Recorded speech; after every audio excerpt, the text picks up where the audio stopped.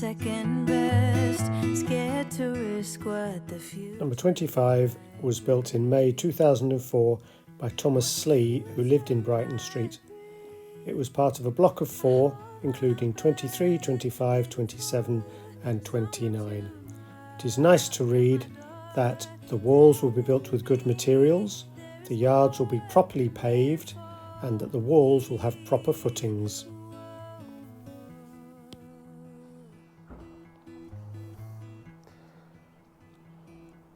This is 25 Brighton Street.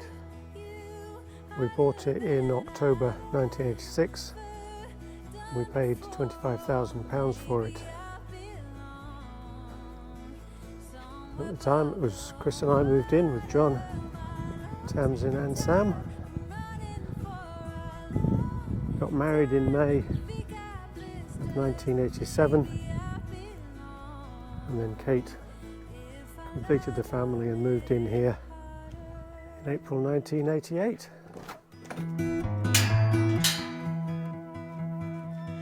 If I love all the ways the world puts me to the test. Number 25 was built on plot 1503 in Brighton Street and was virtually the last housing to be built here. There is little housing at the time north of Windsor Street and nothing much the other side of Abbey Road.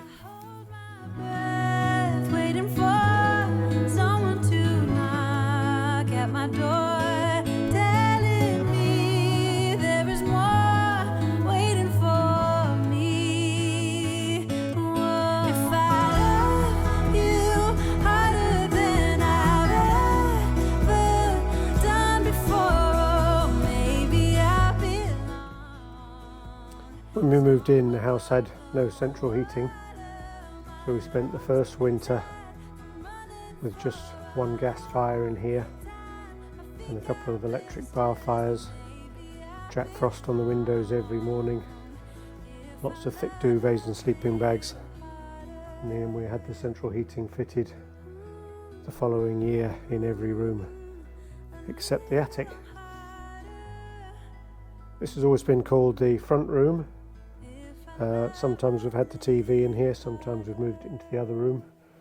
The doors here open, and often at Christmas times we've either had those open or more usually taken the doors off the hinges to give a good run through and had big tables for a nice big family Christmas.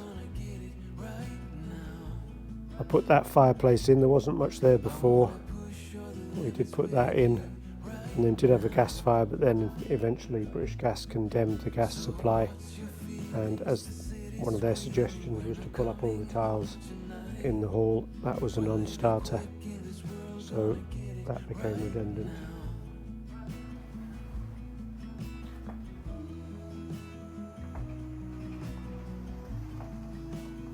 And this is the room we've generally called the TV room, though nowadays I tend to call it the snug.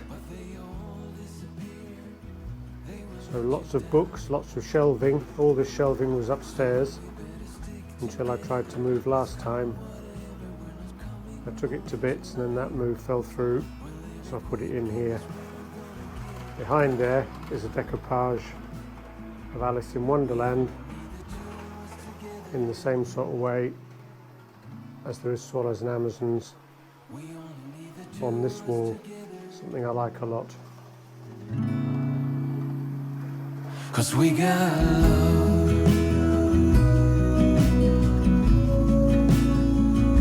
'cause we got love.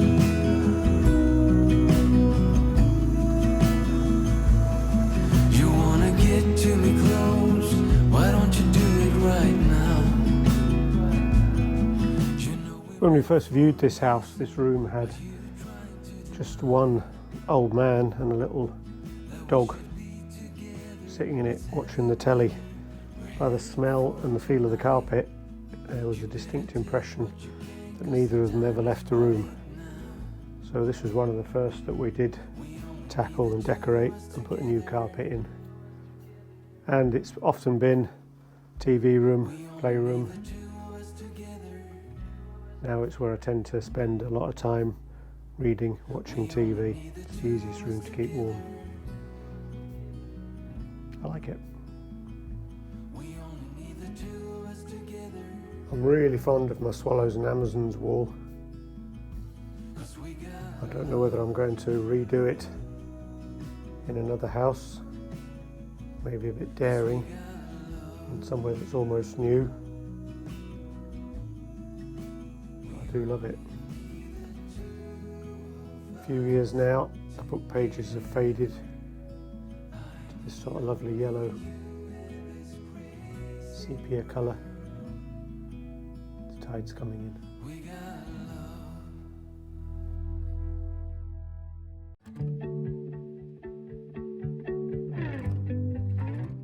The front room and the TV room, both with fireplaces.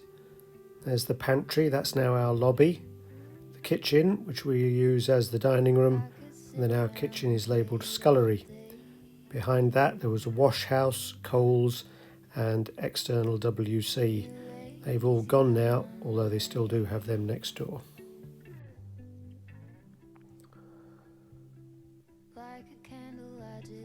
When we bought the house, the only lighting down here was one bulb hanging from that ceiling rose there. So I put in all these lights going right back there. These have been here a long time. These must have been here 25 years now at least. I love my hallway.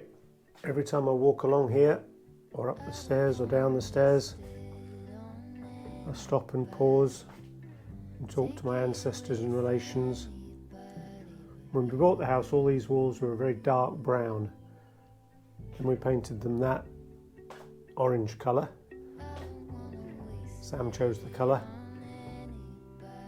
and then latterly I brightened it up with white, but just left that a little bit just to remind us.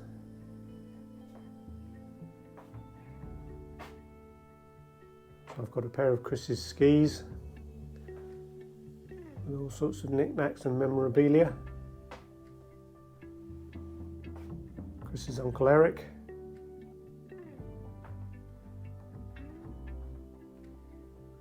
And Chris's mum and Eric.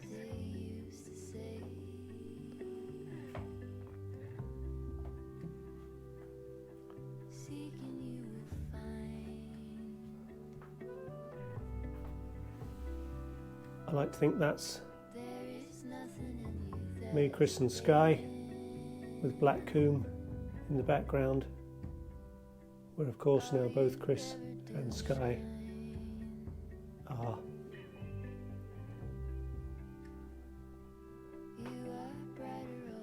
When people look at these pictures, they often comment on them, and in particular that one, and they say things like, "Who's that?" And I'll say, "Oh, that's my wife." And the usual comment, if it's someone who doesn't know us, is, "Oh, was she in the police?" To which I have to reply, well, not exactly in the police, but in the custody of the police.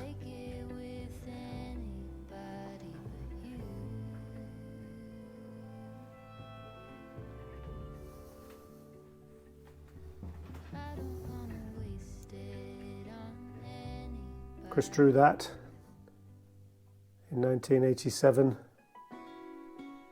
It was thinking ahead. So that is Kate when she was just an idea.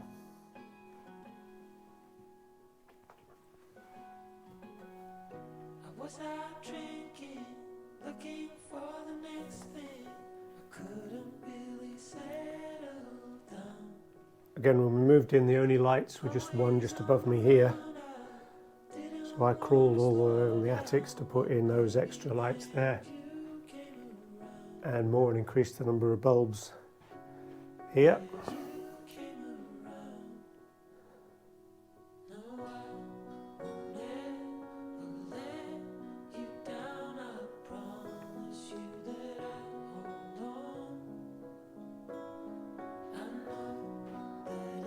I had a map of the world on this wall, and I covered it with lots of postcards and all sorts of things. To remind you of love.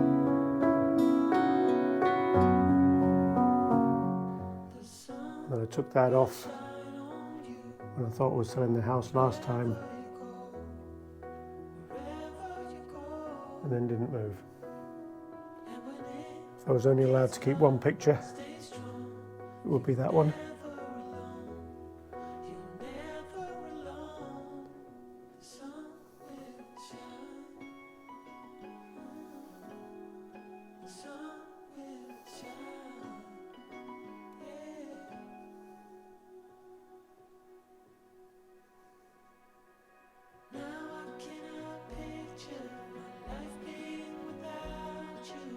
When I first moved to the Lake District, the lakes used to regularly freeze over.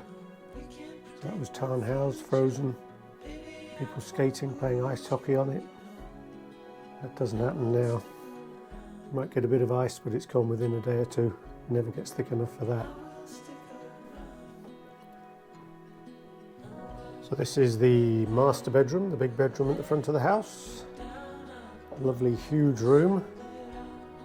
I think we've all had a little bit of a time using this bedroom.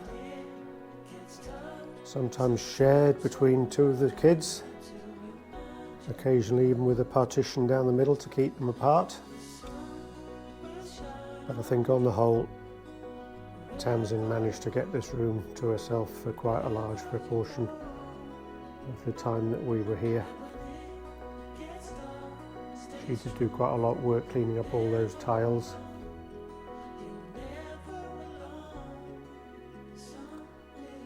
And these two little cupboards that were quite often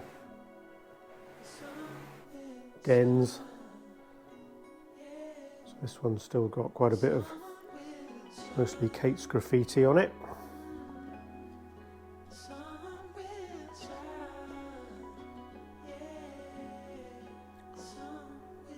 Here's a couple of paintings by John Duffin, who lived next door but one, or at least he'd largely gone by the time we moved in. His mum and dad were still there. So the views of those pictures are from the back of his house, so virtually the same as the view from the back of our house.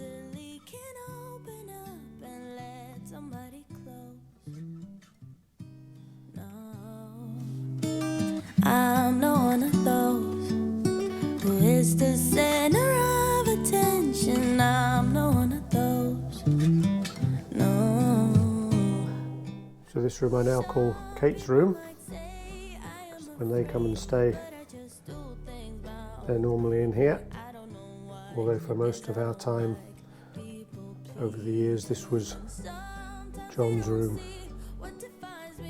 I've already packed some things up in boxes, mostly got things that maybe never need to be unpacked again. A nice, comfortable, warm room this. You're the only one who makes me talk and walk. And so onward down the hall. Past the map. More pictures, mementos of Coniston 14, which I did many, into what is now called Amelia's room, which I've blackboarded out. Small but comfortable bedroom. It was called GGM's room or Mum's room for a while.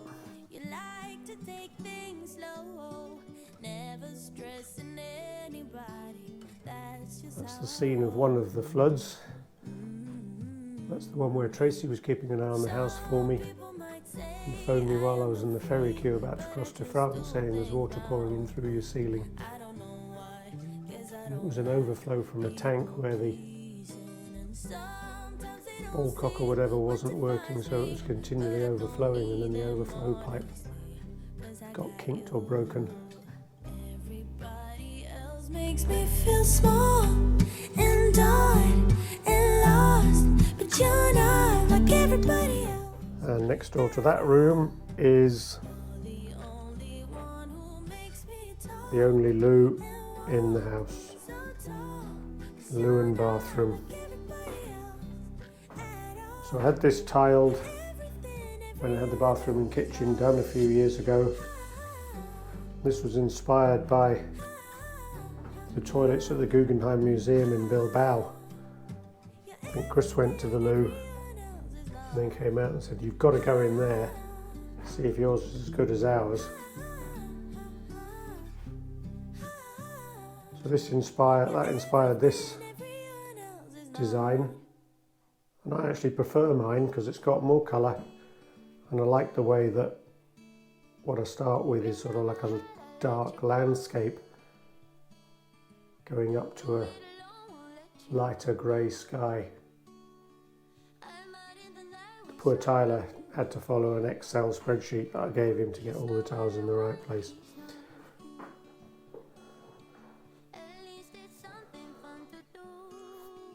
So for many years, there were 6 of us, all heading off for school at roughly the same time, trying to use this little room every morning, strict rotas.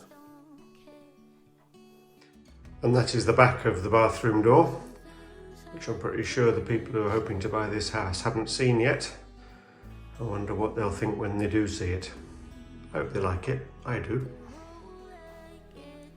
When we moved into the house, I converted this room into a dark room for processing films, making prints. I had a sink in the corner there, completely blanked out that window. I had various hooks hanging from the ceiling to hang film up. So it was always called the dark room, and it's still called the dark room, at least by me. And if I move into another house and I have a similar room, instead of calling it my office, I might still call it my dark room, even though most people don't know what a dark room is anymore. So for quite a while this was Sam's room. He painted it red, everything red, including the skirting boards. And so, back along the upstairs corridor.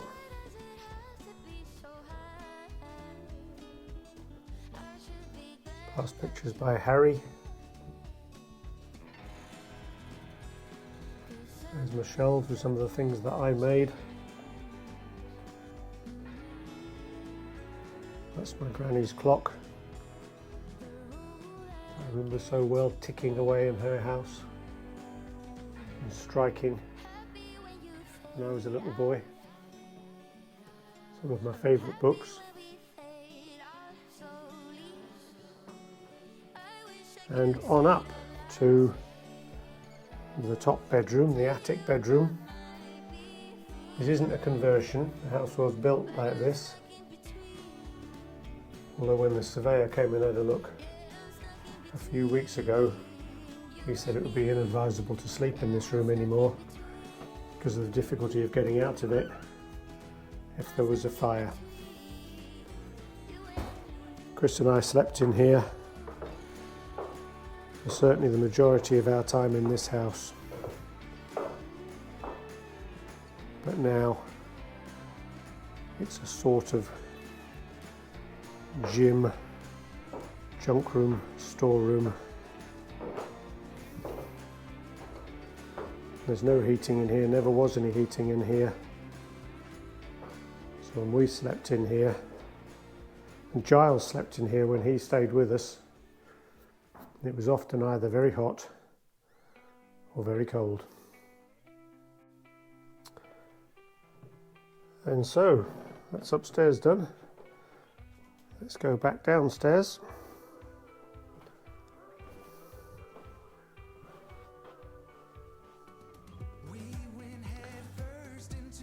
I think most of these pictures will follow me wherever I go. Those are some of my Grand's Dickens as well. Bound from original periodicals. And so through to the back of the house.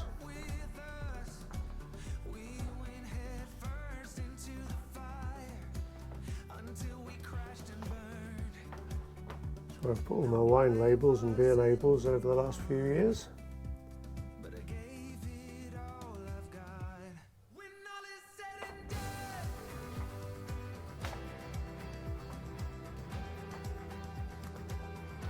and into the kitchen.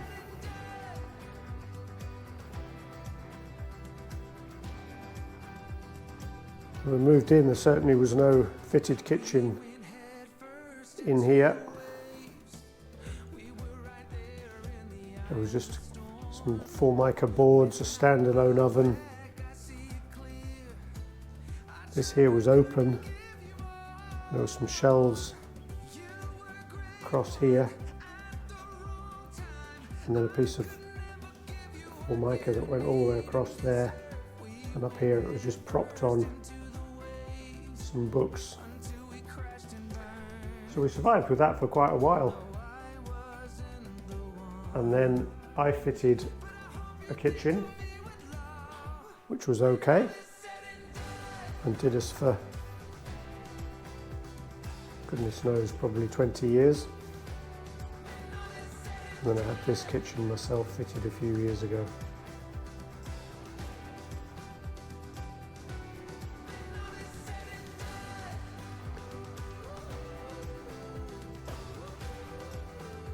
This is where we've had most of the fun in this house, sitting around tables here, meals, family gatherings.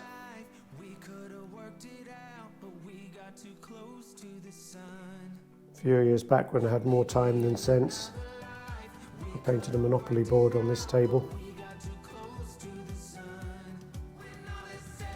And then up here is the evidence of the flood that I had this last New Year's Eve when I came home and found an inch or more of water on this floor. And as of yet, still haven't tracked out where it came from, which is most bizarre. Through the little lobby, and outside through this narrow door.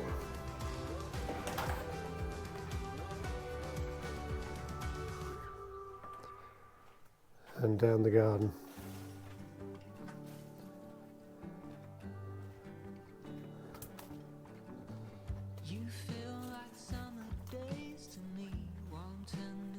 I built that summer house a few years ago, and it's been nice for sitting in, particularly early in the morning. I like sitting in it in the winter when it's dark with a little fan heater going, and then warms up really quickly. Then watch the garden gradually getting lighter as I read and drink coffee. Picture frames, lavender paint, they all live here. Within this romance I get the chance to stop the run and be the lucky one.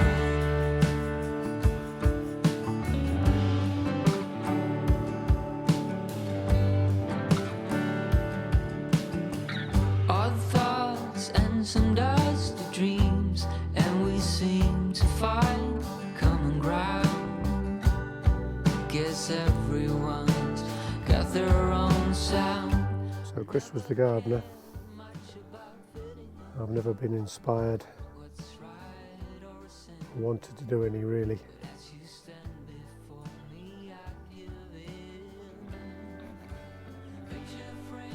This garage has been fantastic, but I have, sorry to say, allowed it to fall into a bit of disrepute. I hope anybody who owns it after us will find it really, really useful. But it has been great for storing all those bikes and canoes. It's now largely empty and tidied up, ready hopefully for me to move out. Just one canoe left out of the 5 or 6 that were here once.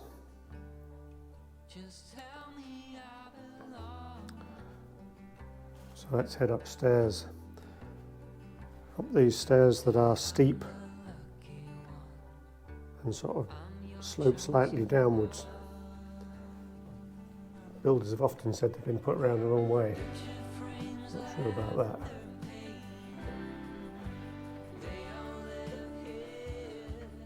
So up here we've got what was once sort of a little office space. Somebody in the past who's owned this house has used it as an office.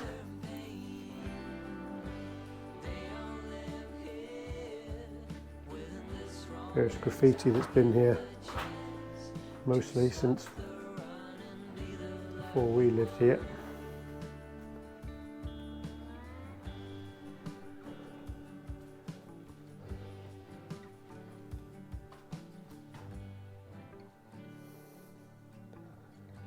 This was used for a while as a rehearsing space by Nan's Revenge, the Salmonies band. In fact, I think on that mirror, can it be seen? It still says very faintly Nana's Revenge. So they rehearsed in here, much to the annoyance of Lionel, who lived next door but one. But Tony, who lived next door on the other side, he was much more reasonable. And I think his comment was Lionel should get a life, but maybe they should shoot the singer. I had that wall completely replaced about 12 years ago when we had a bit of subsidence caused by the drains that was causing the garage to crumble a little bit. And there used to be a doorway through there, so a doorway and then a winch so that big stuff could be lifted up into this top space. Obviously stuff that couldn't get up the stairs, big lathes and things maybe. See what's going on in Brighton Street.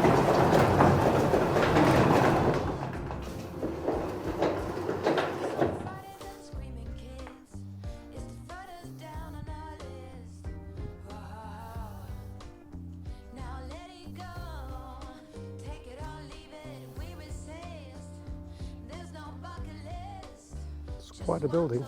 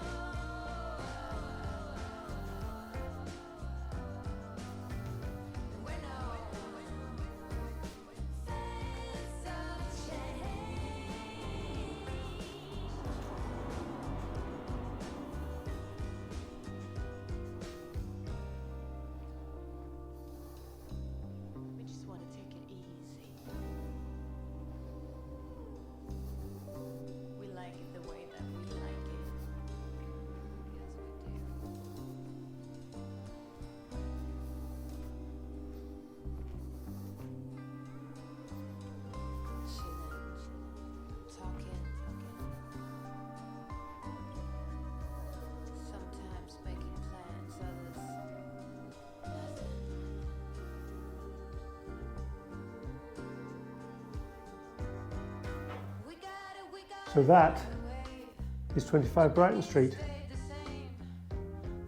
I hope another family is able to get as much love and joy out of it as I have for 37 years and as the rest of our family have. It's been a great family home, a lot of happy times. But time to move on.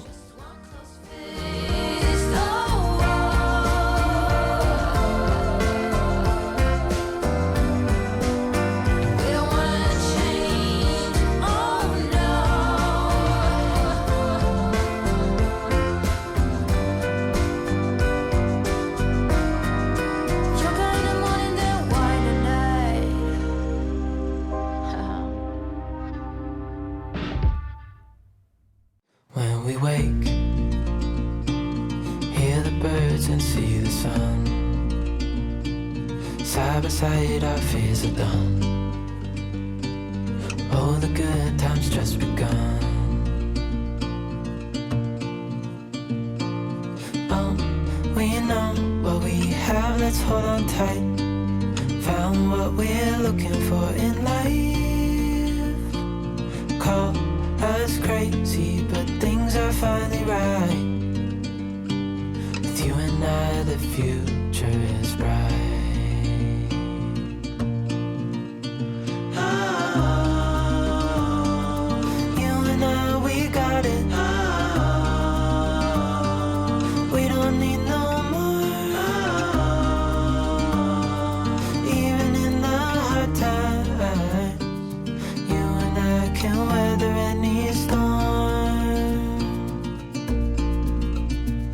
before you sleep. Hear the crickets, see the moon. Side by side and through and through. Overnight with a cousin in Barrowing Furnace. Not fair. Not fair to stay there indefinitely. No. Not fair on anyone having to stay in Barrowing Furnace, is it?